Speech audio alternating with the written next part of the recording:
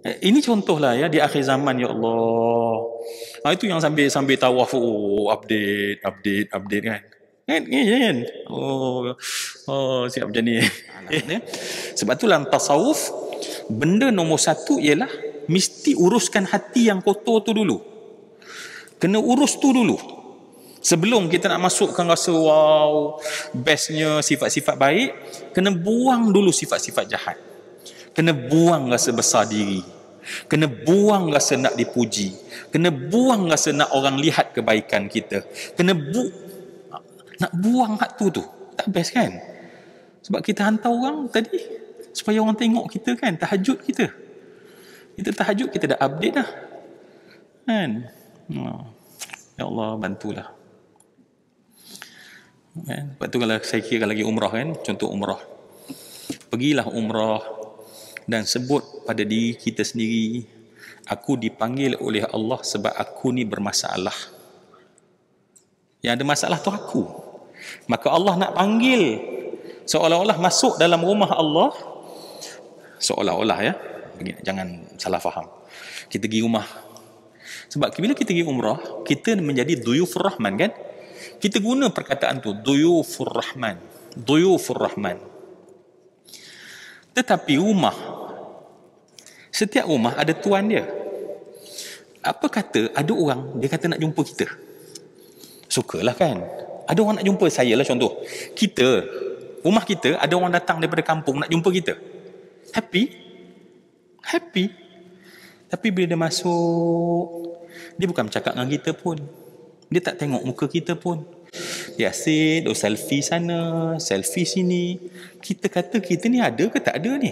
Hello. Kalau boleh macam tu kan, kita duk heboh, kita duk cerita lagi, kita duk, sedangkan ya Allah panggil sebab kita ada masalah. Kita pula rasa kita okey nak share everything dengan orang lain yang tak datang. Orang lain okey, sebab tu Allah tak panggil. Kita yang bermasalah sebab tu Allah panggil. Pemikiran tu tak ada sebab kita rasa kita special. Apa tak lagi orang lain tak boleh pergi, kita yang dapat pergi. Nampak tak syaitan pandai kan? Bila masa kita akan dapat rasa menangis yang lazat? Menangis nak update boleh. Allah, anak leleh air mata depan Kaabah. Cerita kat orang. Air mata tu untuk siapa? Untuk Allah.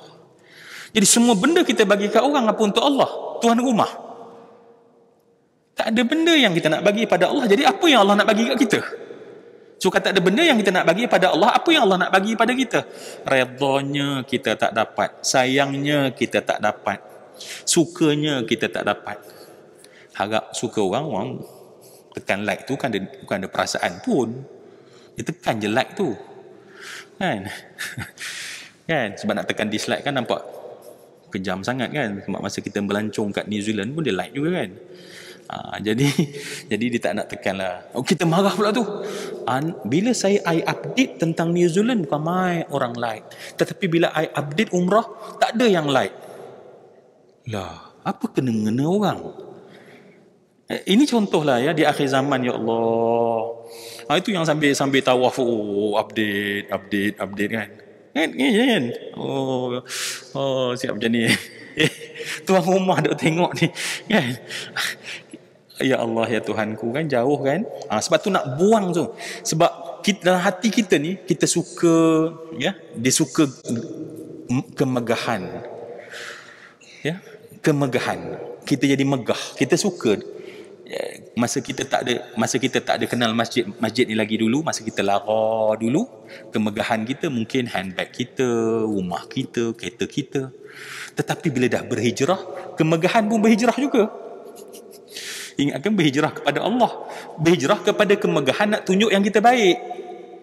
Kemegahan yang kita tu dah jadi macam warak. Kemegahan yang nak tunjuk kita tu alim. Allahu Akbar. Jadi akhirnya di mana Allah? Ya, di mana Allah? Dalam hati kita langsung tak ada Allah Subhanahu Wa Taala.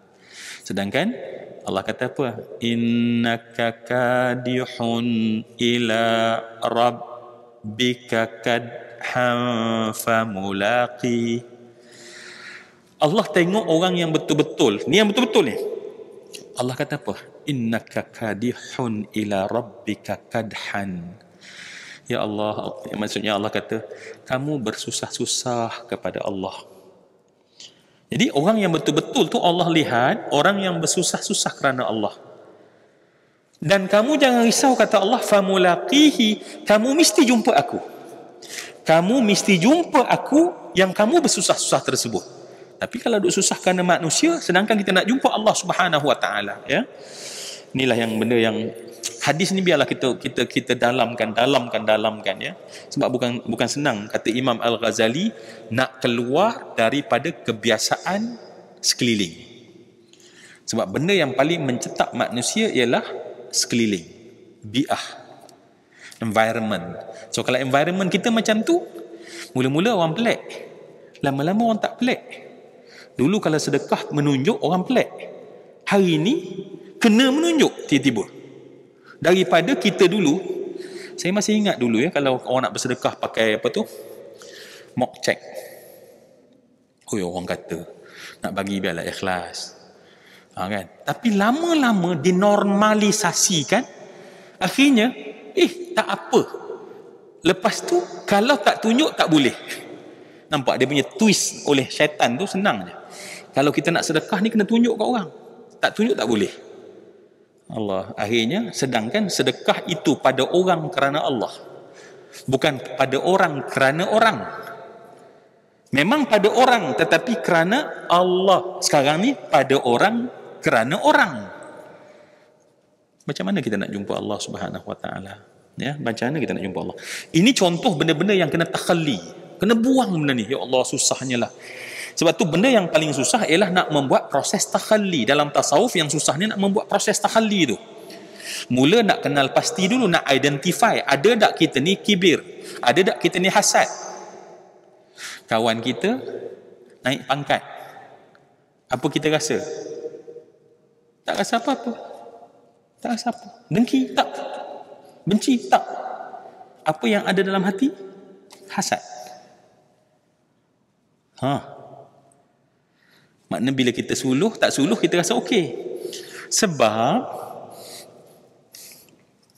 sepatutnya ialah kita gembira dengan orang gembira. Tetapi tak rasa apa pada orang gembira, sebenarnya hasad dah ada dalam hati. Ya? Apatah lagi kalau memang geram betul lah, berbulu betul lah dia ni kan. Itu bukannya itu yang dia ampu Jack. Nak bagi nak keluar, nak rawat sakit hati kita yang bengkak kat dia tu. Ya. So nampak tak? So kalau kita tak suluh dengan ilmu, macam mana kita tahu kita ada mazmumah tu? Kita ingat kita tak ada. Ini yang saya suka sebut. Apa kata Syekh Abu Hasan Syazili? Dia kata, man lam yataghalghal bihadhil alam mata musirran alal kabair wa huwa la ya'lam.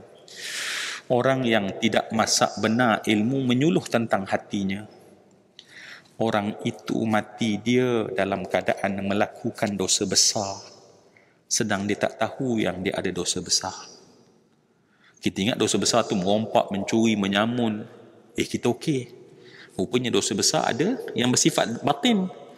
Sombong, ya, apa lagi? Ujub, apa lagi? Hasad, jahat sangka. Itu semua benda-benda yang kena buang.